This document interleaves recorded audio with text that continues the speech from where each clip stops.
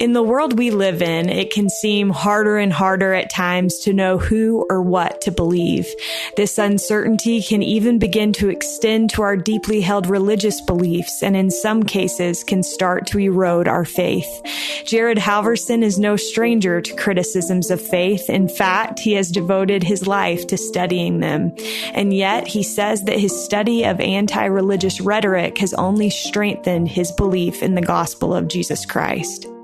Jared Halverson has taught religious education courses for high school and college-age young adults since 1998. Prior to his current assignment at the Salt Lake Institute, he spent 8 years directing the seminary and institute programs in Nashville, Tennessee. While in Nashville, he earned a second master's degree in American religious history at Vanderbilt University, where he is currently completing a doctorate in the same subject, focusing on anti-religious rhetoric. He was frequently involved with interfaith dialogue in the Nashville area, and that work has continued in Salt Lake City, where he has hosted evangelical student groups from across the country. He currently hosts a verse-by-verse Come Follow Me study on YouTube called Unshaken. He and his wife, Emily, are the parents of 5 children. This is All In, an LDS Living podcast where we ask the question, what does it really mean to be all in the gospel of Jesus Christ? I'm Morgan Jones, and I am so thrilled to have Jared Halverson with me today. Brother Halverson, welcome. Great to be here. Thank you, Morgan. Well, I have to tell everyone listening that I have had the pleasure to sit in Brother Halverson's Institute classes many times up at the University of Utah, and have always considered it to be a treat and something that I'm grateful to have been a part of. It's kind of cool for those who don't know, Brother Halverson's classes, when COVID is not happening, pack people in. People are sitting out in the hallways. And so I've always thought that was cool. I also just want to say a personal thank you. I have several friends who over the past few years have struggled with aspects of their faith, or have struggled to watch other people that they love and care about leave the church. And Brother Halverson has a little bit of like an open door policy, and always, if you have a question, he'll welcome you in. And I can't tell you, Brother Halverson, from the perspective of somebody that has loved people who have reached out to you, how much it means to me that you are willing to do that. So thank you so much. Oh, it's always a blessing for me. And now that I know that some of them are your friends, it makes it all the sweeter. I think in some ways, those large classes that you described are just a means to a greater end. I think it was Elder Bednar that said the real reason we go around to speak at stake conferences and things is not to reorganize stakes. It's to meet the needs of the one, and to do that one by one by one around the world. And if a large class introduces me to a broad spectrum of people, I hope it just helps them feel comfortable in having one-on-one conversations with me in my office or via Zoom or on the phone or however, to be able to try to meet their needs. Yeah. Well, I wanted to give people a little taste today of kind of some of the things that you've taught, but also your background. I think many people have probably seen the video series that you did with Gospel Day by Day and LDS Living, and they're probably like, man, this guy is brilliant, but we don't know much about him. And so I wanted to talk a little bit today about your background, and then how that has allowed you to help people that are in this space of having questions. So first of all, you are no stranger to these questions and criticisms of the church. What initially made you interested in questions of faith and criticisms of religion in general? Great question, Morgan. Religion has been something that's fascinated me since childhood. I grew up in Los Angeles as a Latter-day Saint in a predominantly non-Latter-day Saint area.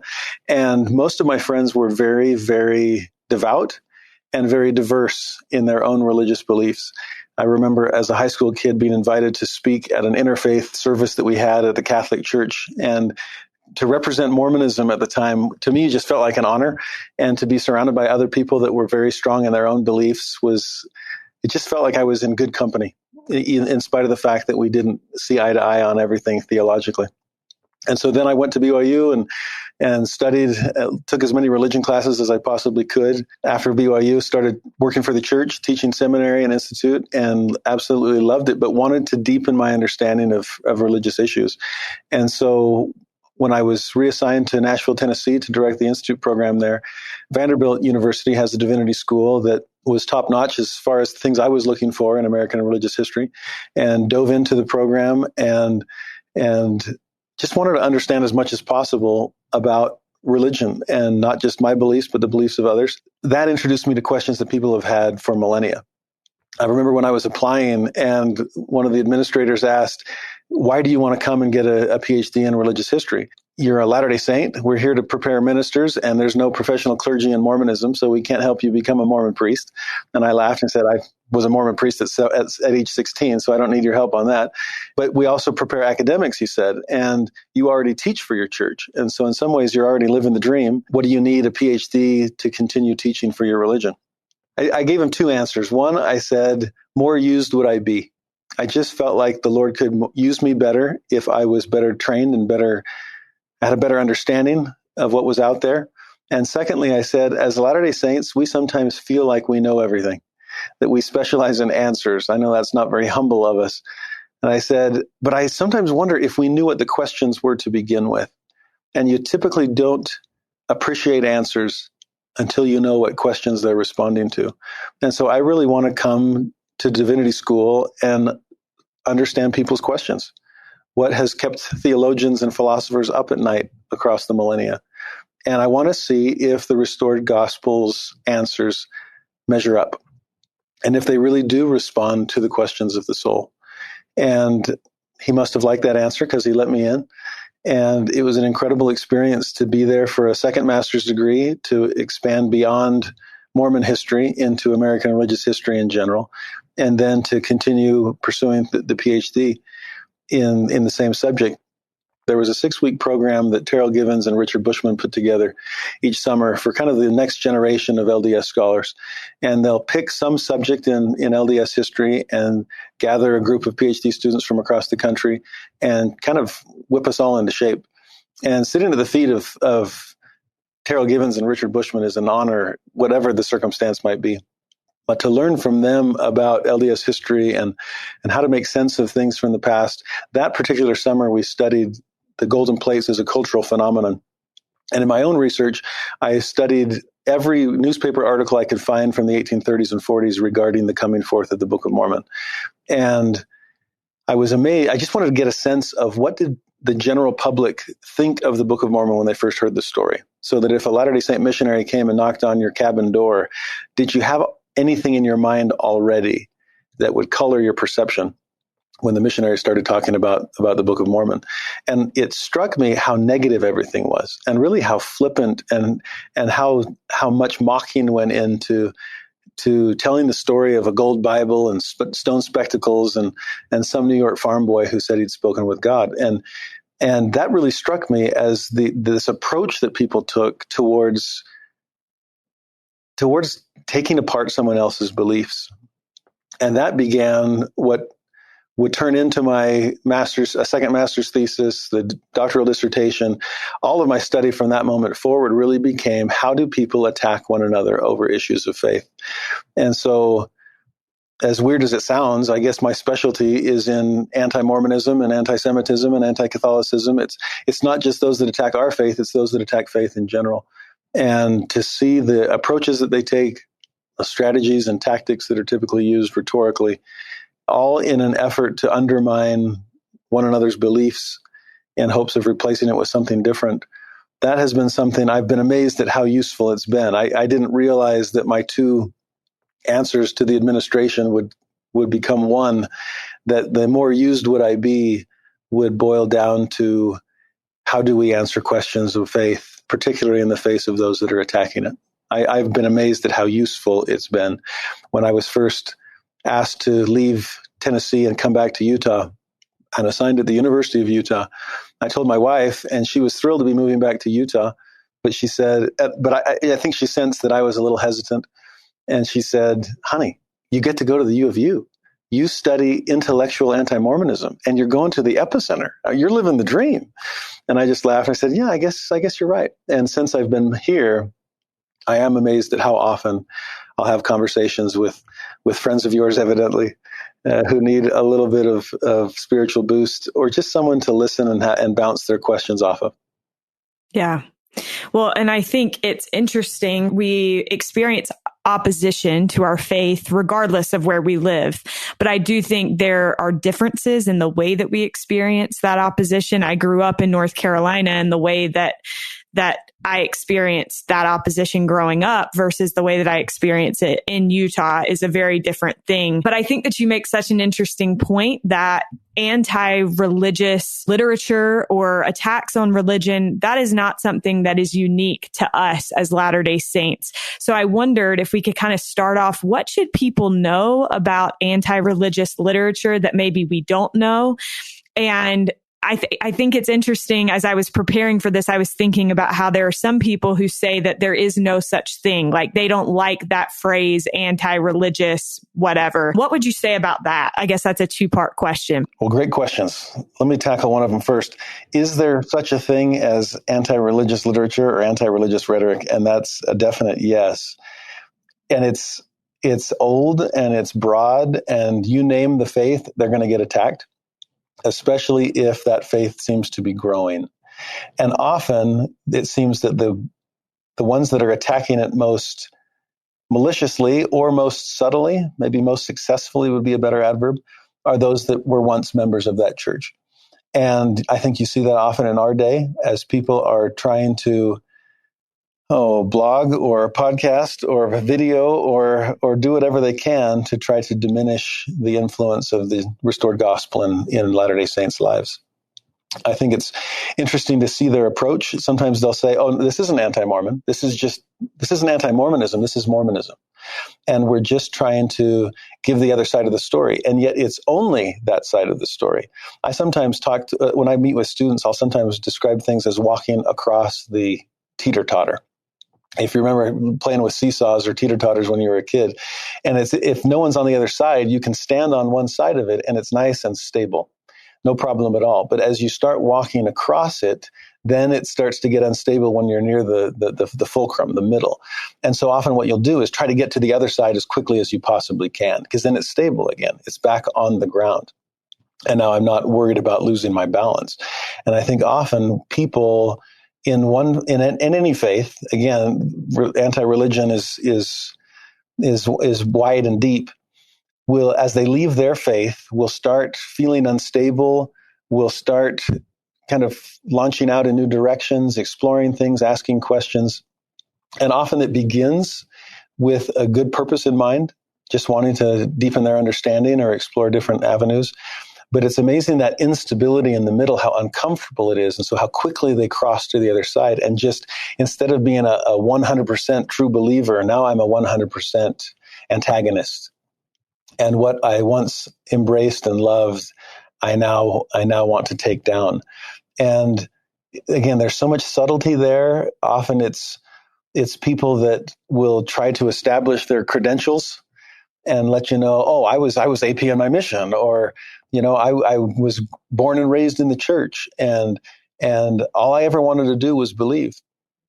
And yet they've gotten to a point now where they have passed over that middle stage of ambiguity to try to find a new clarity that unfortunately is just as one-sided as their perspective had been on the other side.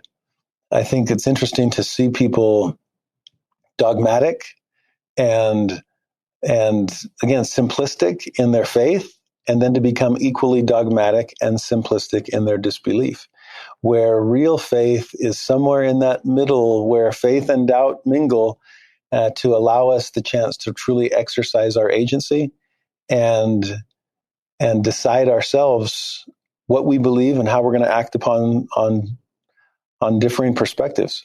I guess I will say that doubt does have a leg to stand on. And people that attack the church typically do so with some information in their corner. It's a court case of sorts, and there are lawyers for the prosecution and lawyers for the defense. And I think that's one thing that has been reassuring to people as I've sat with them, as they talk about this concern or that issue or that question about church history, and to say, oh yeah, that is a tricky one. And I can see why people would say this. And yeah, that quote is a tough one to understand. Let's make sure we're seeing it in context. Or this period of church history is messy. You're right. And I think to validate that helps them see, okay, it's not as clear cut as I thought when I started. But at the same time, neither is it as clear cut as they're trying to make it now. It's not an all one side or an all the other side. And that's, again, standing in the middle of the teeter-totter. In some ways, I think that's where God wants us to be, because it requires us to flex some muscles. And I sometimes wonder, in our zeal to say, I know, have we pulled ourselves away from the need to exercise faith? And so to use our testimonies as a bludgeon or as a club for someone else, no wonder people on the other side want to use their lack of testimony as a club to beat back the opposition. And I think if we can find that middle ground where there is truth and error mingled, there is strength and weakness in each of us, there is light and darkness that we're trying to navigate. I think if we can develop the core strength to stand in the middle of that teeter-totter, that's how we'll strike balance and be able to navigate life. Yeah, I love that so much. I think, Brother Halverson, one thing that has been interesting for me over the last couple of years is that I've had several people very close to me step away from the church, and it has caused me to reflect on my faith, to dig a little bit deeper. And I have found that my faith means more to me than it did before. So like you said, the middle of that teeter-totter, it can feel scary, but that's where our faith grows. So I want to emphasize that for those who may feel like they are struggling right now, that they have questions, or that someone that they love has questions, that's not necessarily a bad thing. And I wondered for you, as you have people who come to you with questions of faith, first of all, what advice would you give someone who does feel like they're having these questions? And I think sometimes it's feeling like you're having questions for like the first time in your life that feels scary. So what advice would you give someone maybe in that position? You gave the first piece of advice perfectly, and that's to reassure them that this is a normal part of life for many, many people. It's increasingly becoming a normal part of discipleship. We live in an information age, unlike anything in the past. And the information age also comes as a misinformation age. And I think there's great value in exploring and deepening our understanding, even when that leads to some questions that we're going to have. I think we grow up. The beautiful thing about the restored gospel is it has the lowest possible floor and an infinitely high ceiling. And that low floor means that a new convert can begin to study and pray and gain their own testimony and join the church. Or an 8-year-old can be baptized. That you can go to primary and learn the principles of the gospel and see the beauty of it there. But at the same time, the most well-read theologian can spend a lifetime deepening their understanding of the gospel and never run out of things to learn. That was one of the great things I saw at Divinity School, is the restored gospel has answers worth sharing with the world. And even at times when I'd have professors ask me specifically, can you give us the LDS perspective on such and such? And it was amazing to see what conversation partners we can be. And so as you're growing as you're climbing the stairs from floor to ceiling, it's normal to run into things that surprise you, or that, I didn't see this when I was in primary. Well, heaven forbid we maxed out in primary, right?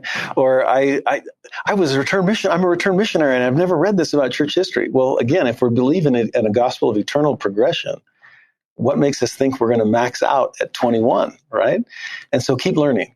When I have students come in and sit down and just kind of offload or unload their concerns and questions, that's often the first thing I want to do with them, is to reassure them that that this is a step in a good direction, that they're learning, they're growing, they're progressing. There's been some great literature out there on what they call the stages of faith, I know you've interviewed Thomas Wortham McConkie, who's fantastic. His book on navigating moral faith crisis is an excellent one. And it grew out of literature written by a Methodist theologian in the early 1980s, James Fowler, and he talked about these stages of faith.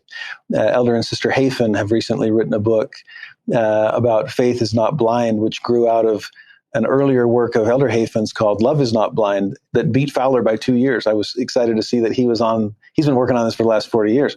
So when Elder Hafen talks about this simplicity onto complexity and then back to a more sophisticated simplicity, or as McConkie or Fowler describe these various stages of faith, that's how we grow. And that is walking across the teeter-totter. We start in this first stage of simplicity and naivete in some ways. Everything's black and white and everything's wonderful. And then we start inching across, and we're so nervous about it that we run to the other side. And that's that next stage of complexity. And yet we're often kind of bitter about where we've been. The thought, as I've studied these stages of faith and tried to reassure people that they're actually progressing through them, the insight that came as the best blessing for me was superimposing that stage model of faith over the pillars of eternity that we grow up with in the church of creation, fall, and atonement. That the first stage is creation. And that's where we're in Eden and everything is beautiful and blissful. There's no weeds to pull. There's no problems. And everything about the church is absolutely perfect. And then we hit the fall stage. And you run up against questions you didn't have an answer to, or you see the beauty in other people's beliefs and you thought you had a monopoly on the market. And what you do in that fall stage is what's going to make the biggest difference in your life. Because there are those that are in the fall and only look back to Eden, because that's the only place that they've known. And people tend to look back either with nostalgia or with bitterness. And often the one follows the other. You start with nostalgia thinking, oh, I wish I hadn't read that, or I wish I hadn't listened to that podcast, or I wish I hadn't, seen that anti-Mormon video or whatever. And you just wish you could believe the way you did as a missionary or the way you did when you were a little kid. And sometimes that nostalgia then turns to bitterness and anger, a feeling of betrayal. You picture an Adam and Eve going, I can't believe God set us up with those contradictory commands. And then he sticks a cherubim and the flaming sword and he never wants me back. And we're angry. And look at all these thorns and briars and noxious weeds, until you realize it doesn't end here. The third stage is atonement, and it's higher and holier than the elevation of Eden ever was. You just have to have the faith to keep progressing forward. And I think once you can help somebody understand where they happen to be on that trajectory, of all faiths, we believe in the fortunate fall. And believing in a fortunate fall, can we apply that to a fall from faith? Can we apply it to a struggle, a wrestle?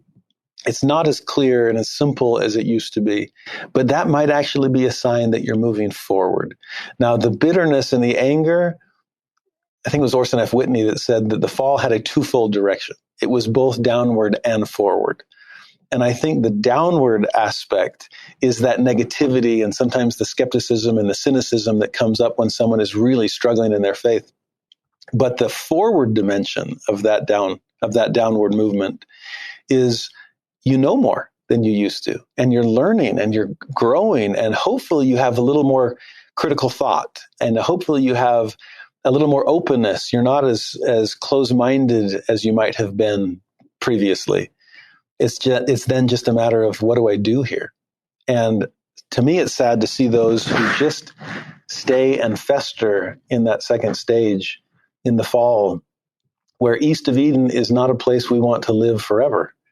So keep progressing. That's usually what I'll say to people. I'll try to kind of paint the picture of where they are on this journey. And when they recognize themselves in that fallen stage and can feel validated with the forward progress, and also be able to kind of deal with some of the difficulty of the downward progress, that there's good and bad all mingled together, and then to reassure them, you don't have to go back. You were never meant to. And to go forward to the atonement stage, there had to be this passing through the valley to get on to the next mountaintop. And there's hope. So as I always tell them, if you've progressed to get to this point, then just don't stop progressing. Keep learning. Things get better as you continue to progress. And as they've sometimes asked me, how do I know when I'm in that atonement stage? And I'll often say, well, you have charity for everyone in the previous stages. Those in Eden can't stand those east of Eden. And those east of Eden can't stand those in Eden. Once you get to the Garden of Gethsemane, you love everyone, no matter where they happen to be. Yeah, I love that so much. And I think I love the idea of a fortunate fall. I recently had a conversation with someone very close to me, and I was talking to this person. And one thing that I've realized with people that step away from their faith or are struggling, they don't want to feel like we think they've been deceived. And I think that that's an important thing to note, is that many times they have not been deceived. I think Thomas Worthland McConkie is a great example of somebody that, kind of went on this roundabout journey in his faith and ultimately ended up in the faith of his childhood. But I have noticed with the people that I love is that they don't want to feel that way. And I don't want them to feel that way. And so recently I was having this conversation, and the person that I was talking to said, I'm not like trying to lead you away from your faith.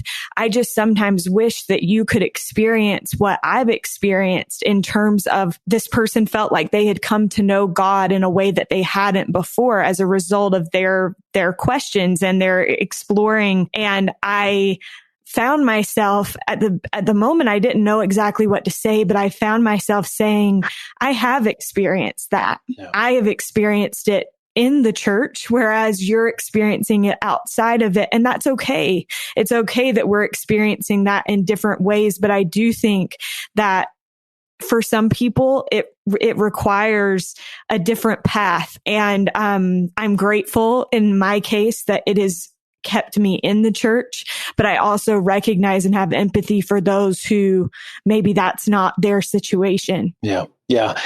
What you've described is so true. In the experiences I've had with people, there are those who find God without ever having, the point like you described is to find him, to have experiences with him, to know that he's there for you. And I think sometimes, like I said earlier, sometimes our claims to knowledge stand in the way of real experiences with faith. And I think one of the beauties of someone that's struggling is that there's a vulnerability that opens up, an openness of heart that allows God to touch that heart in ways that perhaps a stubborn belief wasn't allowing for. I've often shared with people the example of building the Salt Lake Temple. And when they built the foundation, and then had to cover it all up when Johnston's army was on the way, and then realized that nothing was in real danger. And so they uncover the temple, and there's cracks in the foundation. And then Brigham Young and the other saints have a horrible decision to make. We have put years into the construction of this foundation. Are we really going to start over? I mean, all this labor lost. Or do we just change what we're going to build on top? And I think so often when people, all they have been focusing on is the superstructure of the gospel or the Church of Jesus Christ, without really exploring the foundation of that testimony, which has to be in God and has to be in Jesus Christ. And then the church is built on top of that. But often when people will have struggles with church history issues or questions about that, sometimes I'll just cut to the chase and say, do you believe in God? And they're like, whoa, I'm not an atheist. I'm like, oh, it's okay if you are. I just really need to know where you really stand on all of this.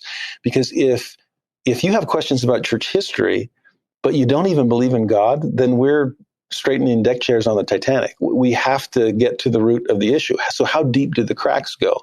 So I'll try to kind of paint this picture of the Salt Lake Temple and say, what do you want your superstructure to look like? If you don't care about your spiritual life, then you can build, something lightweight on top of a cracked foundation. Is probably not going to be a problem. But if you care what your spiritual life is going to look like, then let's make sure the foundation is right. Let's dig. And if we need to rip it out, then let's do that. And I think for some who they've never really come to know Heavenly Father, then tearing out the LDS layers of their foundation can actually be an incredibly soul-expanding experience, because they're getting down to the core levels themselves. Do I believe in God? Have I had experiences with heaven? Now, once they've had those experiences, hopefully they don't stop with that, because then it's, well, how does God help me overcome the problems of sin and death? And that's where Christianity comes in, and the answers to those questions of the soul.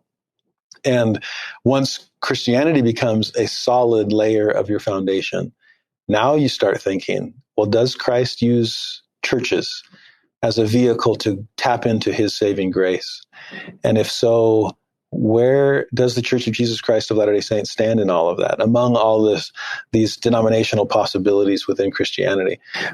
For myself, like you, I haven't had to leave to recognize the beauty of all of this, but to be able to explore my own foundation and clearly feel I am a theist. I do believe in God because I've had experiences with him. And then the next level up, and I know that Christ is his son, that the solution to the problems of sin come in him. I am a Christian. And then from there to realize the answers to the questions that I have been answered in the restored gospel in ways that I've never seen answered anywhere else. There's a depth, there's an explanatory power in the restored gospel that I've never seen elsewhere. And I've looked. I worry sometimes about those who leave in search of other churches because I have too many questions about the restored gospel or the Church of Jesus Christ. And I think, then go explore, go search. And chances are you'll come back realizing that the answers you've always had are breathtaking here, and that questions exist no matter where you look. So if you've left the church in search of a realm of reality that doesn't have any question marks, good luck with that. That realm doesn't exist, and it doesn't exist within religion or even outside of religion. There are going to be questions and ambiguities wherever you might search, but I'll take the restored gospel's question marks over anyone else's, because we have exclamation points that go along with them.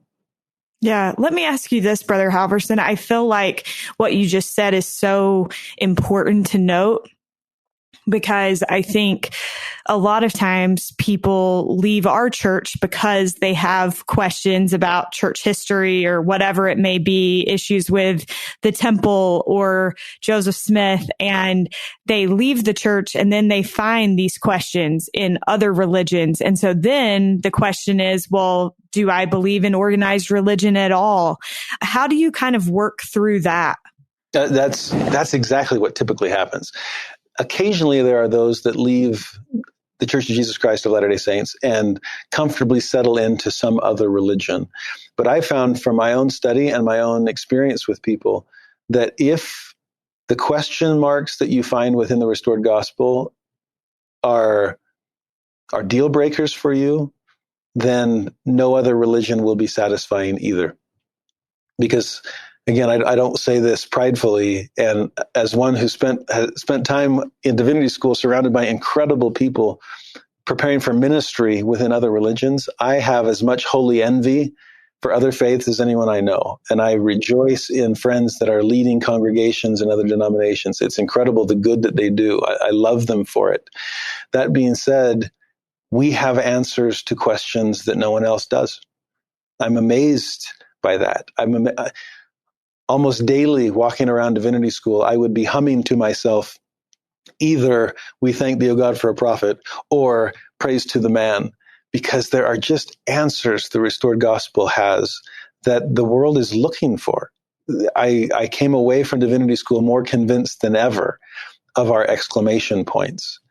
That being said, if someone cannot navigate all the question marks that exist, in some ways, to me, it makes more sense that they become atheists, because I cannot handle the non-empirical. If it requires faith, to believe in the restored gospel, I can't handle faith. And I just don't want to believe in anything. Now, the danger to that is life itself requires faith. Marriage requires faith. Love requires faith. Relationships require faith. That's why there are the humanities in study and not just the sciences. We need both. But where do you go from there? Like I said about the foundation, you dig back down to the very core. You start from scratch. You rip out the whole thing. If I have to start over again. And it's been interesting to see in people's faces, not this daunting, like, oh no, my whole life's been a waste, but almost like a really? I can do that? You can do that? Yeah. Am I allowed to question existence itself? Can I start from ground zero? And I always reassure them, if it leads to real solid construction, then of course you should. Start over again. Blank slate, go to God and find out if he's there. And I think the most powerful experiences we can have are on that initial level of knowing that he's there and that he wants to connect with you because you're his child. And I think from that point we start building back. And that might be a long process for some people. But talk about joy in the journey. Talk about sweet is the work. Yes, it's work, but boy, is that work sweet, because you're coming to know things for yourself. And I had a conversation once with a student that was saying, but I don't even know if I care. I'm feeling so lazy spiritually. I don't even care about my foundation and if there's cracks or how I want to build. And I said, well, the fact you're even having this conversation is a good sign that you must care at least a little. And then we talked about Alma 32 and this experiment on the word. And she said, but Alma started with a desire to believe. If you can exercise but a particle of faith. And she said, what if I don't even have a particle? Is there anything smaller than that? And we talked about what's the easiest thing you can do to try to start building some momentum, spiritually speaking? Is there ever a time that almost without effort, you start to feel something within you awaken? And she said, nature. When I'm in nature, something seems to stir. And I just said, how generous of God to surround you with your lowest gear. So next time you're out in nature and you start to feel a little bit of momentum build, recognize it and then shift up to the next higher gear. Again, low floor, infinitely high ceiling. I think if we'll just begin somewhere and come to know there is a God in heaven who is aware of me. I mean, isn't that what King Lamoni's father started with? Talk about a vulnerable prayer. It's like, God, if there is a God and if thou art God, wilt thou make thyself manifest unto me? So I don't even know if I'm talking to anybody, but if there's someone on the other side of the line, then I'm all ears. And I think to start with that level, you'll have a foundation to build upon. And then to take it up a notch, shift up, ask the next question, and really come to know Christ. And I think once the Savior becomes a real part of your life, and you are hearing his voice as you're studying his words, then there's a verse in section 84 of the Doctrine and Covenants where it says that it's the Father's job to lead us into the covenant, and that covenant is the church. And I'm content to leave it with him. And to have trust in people and faith in them and faith in Heavenly Father and faith in the power of the gospel to just lead them home, to bring them in.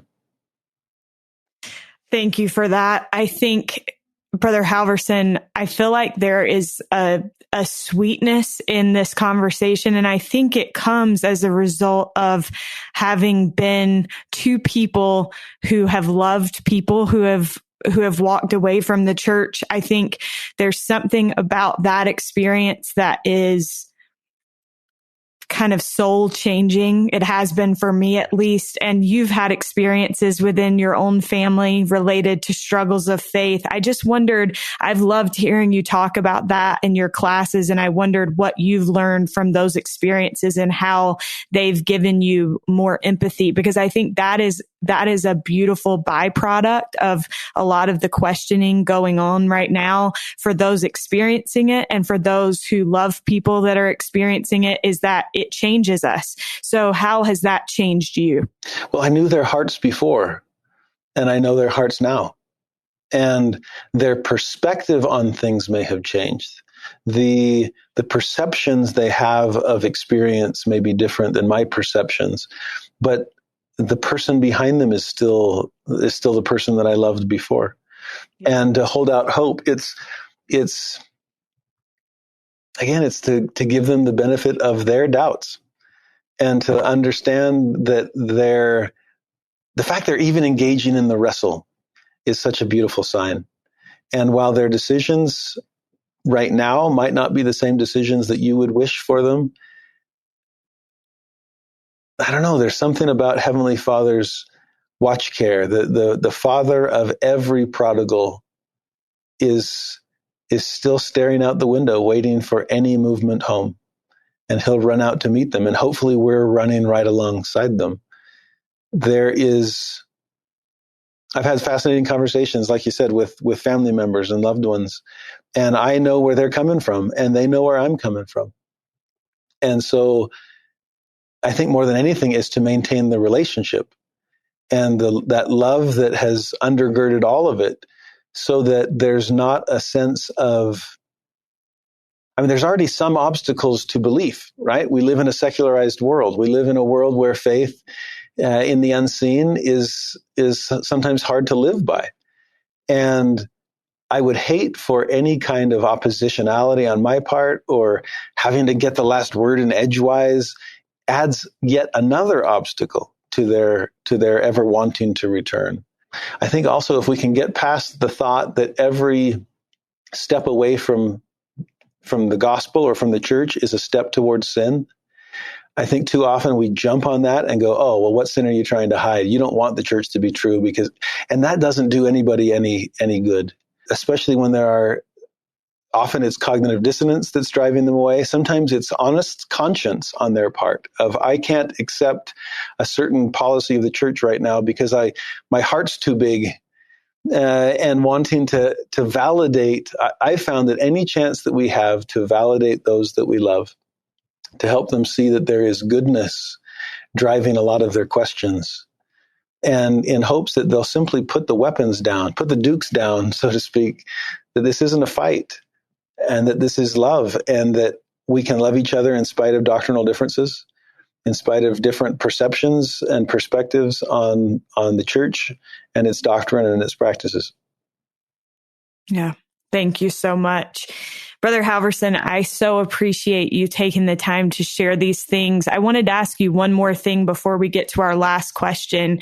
I, at one point, was kind of contemplating divinity school. And as I read things that people have said about their experiences in attending divinity school and seeking those degrees, they talked about how brutal it can be on someone's faith. And yet I listened to you talk, and it's so clear that this study of religion has strengthened your faith. And so why are you more grateful for your faith than ever before? On the one hand, divinity school has opened my eyes to just how generous God is with his love and his grace and his truth in scattering revelation and truth down through the centuries across the world to all of his children. Again, that holy envy has opened my heart and mind to the good that is out there, and to rejoice in that. At the same time, it's forced me to ask hard questions and really dig deep. And does this answer measure up to the world's question? I'm more and more amazed by the restored gospel the further I delve into it, the deeper it gets. I had an experience at Divinity School. It was during the Romney campaign. I was there, and it was the South. And so Tennessee tends to lean conservative, but it also tends to lean heavily evangelical. And so you had all kinds of Christians there that were in this conundrum of, I want to vote for the conservative candidate, but I'm scared to death to vote for a Latter-day Saint. And so I was asked by lots of different congregations to come around and explain Mormonism so they could feel comfortable voting for the Antichrist as they saw it. And it was interesting. At one point, I would typically just do Q&A. I'd spend 15, 20 minutes explaining some foundational issues in the church. And then I'd say, okay, what do you want to know? And that was a little scary to just completely open myself up to. I was the only Latter-day Saint in the room, as a congregation of other very staunch Christians wanted to dig into Mormonism. And one woman, I remember, was just kind of angry at our claims to be the one true church. And I could understand where she's coming from. And so I said what I had said as a missionary in terms of reassuring people that when we teach the apostasy, when we teach the apostasy as groundwork for why a restoration was needed, that we're not saying that every other church is false. We're simply saying that they're incomplete. And that had always seemed so positive and diplomatic when I was a missionary. But there I was, the lone Latter-day Saint in a congregation of very firm evangelical believers, and saying, we're not saying your church is false, we're just saying incomplete. And when I saw the look on her face, I realized, oh, she doesn't like that word either. That's not much more helpful than false is. Yeah. And then I found myself saying to her, and so is my church. My church is incomplete too. And then I was kind of scrambling mentally going, wait, what? We've got the fullness of the gospel. What am I saying here? Yeah. And then the ninth article of faith came to mind. And I shared it with this congregation, that we believe all that God has revealed across the board, wherever he might have done it, through our faith and through others as well. We believe in revelation past. Second, we believe all that he now reveals. And so to talk to this group about the channel of communication that God still uses in speaking to his children. And then the third part, and we believe that God has yet to reveal many great and important things pertaining to the kingdom of God.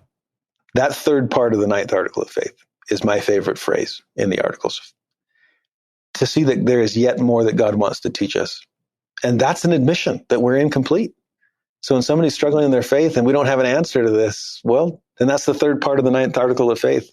I don't see an expiration date on that. And so saying to this congregation, there are things that we don't yet know, just like there's things that the world doesn't yet know.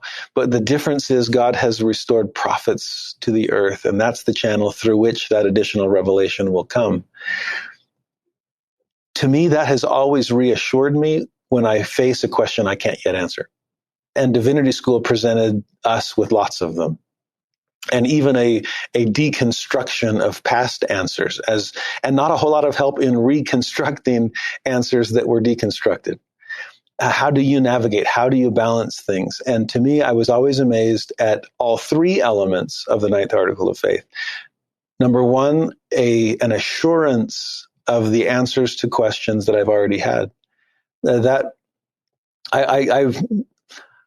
Perhaps I've talked about this in classes that you've attended, but to take Sister Camilla Kimball's shelf of questions, you've probably heard that analogy before. Yeah. And I know people who have left the church can't stand that analogy. They say that is such a cop-out to have a shelf that you're just hiding from things that you don't know about and won't have the courage to face them. And to me, it's like, no. That Sister Kimball, there were actually three shelves. And the one you're describing is shelf number 3. And those 3 shelves are defined by the ninth article of faith. There's a shelf of revelations past and a shelf of revelations present.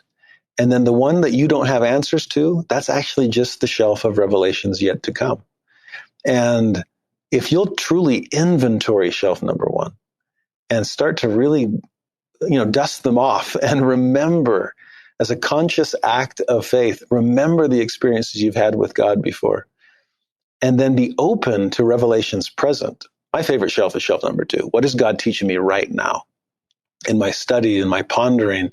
What revelation is he vouchsafing in me currently? And that gives me more and more hope for shelf number 3. It's an active process. It's happening as we speak. And what I learned today on shelf number 2 gets moved down to shelf number 1 tomorrow. And that leaves now space open for God to reveal something from shelf number 3 and move it down to shelf number 2. And so life just is a process of moving things down the shelves. And shelf 3 never becomes overwhelming to me, thinking, well, that's just something that God's never going to say. In divinity school, I was amazed at all that's on shelf number 1 across time and throughout history. And again, to see God's generosity in revealing truth. And shelf 2, to just being forced to grapple and wrestle and ask questions, and to see the Lord respond again with great generosity, and to answer my questions, and to resolve resolve any issues and concerns I might have, to pour down peace, and as the Book of Mormon says, to visit me with reassurances, and then to open space again for that third shelf to see what's yet to come. There are questions we don't yet know, and I'm okay with that because I'm excited to watch God reveal his will as time goes on. That's amazing. Thank you so much. My last question for you, Brother Halverson, is what does it mean to you to be all in the gospel of Jesus Christ? I love that you ask that question at the end of your interviews, because I hope all of us as listeners think about it every time.